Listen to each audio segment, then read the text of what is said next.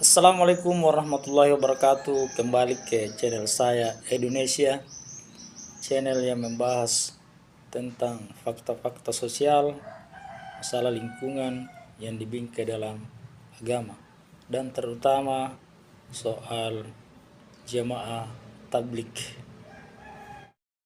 Kita kembali ke kitab Fadail Amal ini yang pernah saya review sebelumnya, dan kali ini kita akan melihat satu saja isinya, karena inilah yang sering diulang-ulang oleh para jamaah tabligh itu di masjid-masjid. Kita mau tahu apa yang mereka baca di setiap sholat fardu itu. Kita akan mencoba mereview, dimulai dari kisah-kisah sahabat. Jadi di bab pertama ini kita bahan menghadapi kesusahan dan cobaan demi agama. Di sini di kisah pertama, yaitu kisah perjalanan baginda Rasulullah SAW ke Taif. Jadi di tahun ke-9 kenabian, Rasulullah SAW mendapat banyak olok-olokan, ejekan dari penduduk Mekah. Banyak yang berbuat semena-mena, tapi masih banyak yang melindungi, meski mereka yang melindungi itu belum termasuk pemeluk agama Islam. Termasuk yang selalu melindungi adalah paman Nabi, yaitu Abu Talib. Karena Nabi Muhammad menganggap Taif adalah salah satu kekuatan apabila mau ikut mendakwakan agama ini, maka dia melakukan perjalanan ke Taif ditemani Sa'id bin Haritsah.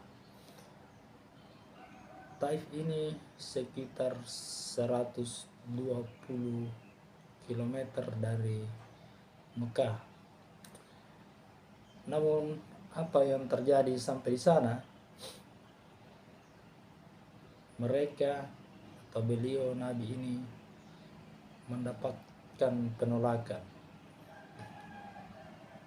Padahal yang didatangi di sana adalah tokoh yang sangat berpengaruh, yang apabila ikut bersama Nabi maka dia akan mendapatkan kekuatan.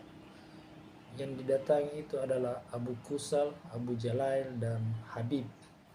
Namun seperti apakah respon ketiga orang itu? Saya coba bacakan di sini.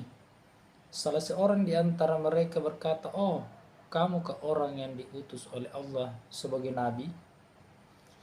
Yang kedua berkata, "Apakah Allah tidak menemukan selain kamu untuk diutus sebagai rasul?" Yang ketiga berkata, "Aku tidak mau bicara dengan kamu, sebab jika kamu memang seorang nabi seperti pengakuanmu, lalu aku menolakmu, tentu aku tidak lepas dari musibah. Jika kamu pembohong, maka aku tidak mau bicara dengan pembohong." Ketika baginda Nabi SAW sudah tidak dapat mengharapkan mereka dan bersiap-siap untuk kembali, maka mereka menyuruh anak-anak kota Taif itu untuk membuntuti beliau sambil melempar batu. Yang meskipun Sa'id bin Haritsah berusaha untuk melindungi beliau, tetapi batu-batu itu tetap mengenai sebagian dari tubuh beliau sehingga berdarah. Dalam keadaan seperti itu, Allah Subhanahu wa taala hendak memperlihatkan keperkasaannya kepada Nabi Muhammad sallallahu alaihi wasallam. Namun sebelum itu, Nabi Muhammad sallallahu alaihi wasallam berdoa yang artinya seperti ini. Ya Allah, aku adukan kepadamu lemahnya kekuatanku, habisnya upayaku, dan hinaanku dalam pandangan manusia. Itu salah satu pembuka doanya dan seterusnya.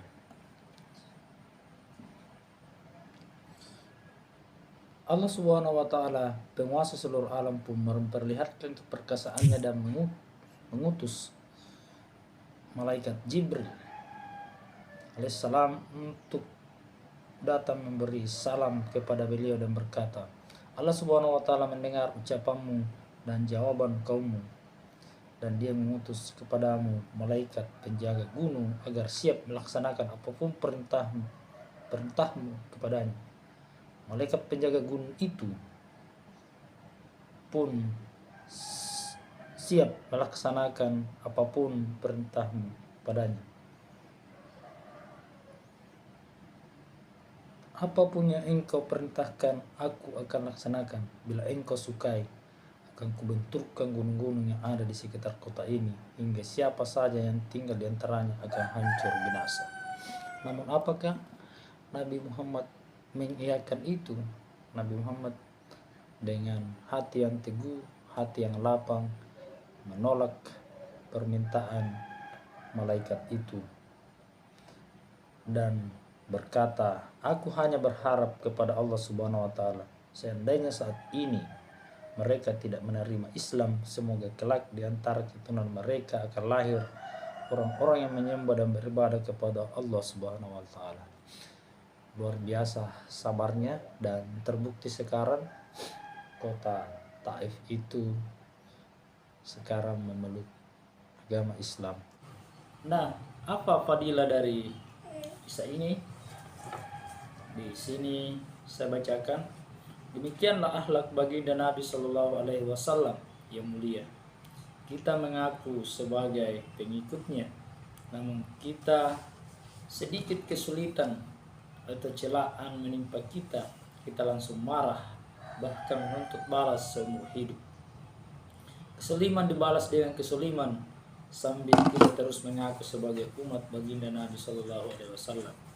Meskipun mengalami penderitaan dan kesusahan yang berat, baginda Nabi Shallallahu Alaihi Wasallam tidak berdoa buruk dan tidak menuntut balas. Demikianlah kemuliaan Nabi Muhammad Shallallahu Alaihi Wasallam dalam menghadapi berbagai rintangan dan cobaan. Semoga kita bisa mengikuti tindakan atau sifat-sifat beliau.